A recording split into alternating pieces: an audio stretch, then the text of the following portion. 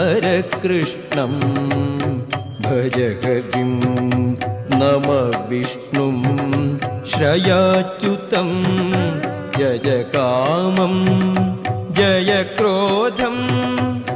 जहि मोहं भवालयं स्मर कृष्णं भज हरिं पाहि प्रपन्नजनता ब्रूहि तथ्यं हितं नृणां देहि काङ्क्षितम् अर्थिभ्यो याहि सज्जन संगतिं स्मर कृष्णं भज हरिं नम विष्णुं श्रयाच्युतं स्मर कृष्णं भज हरिं।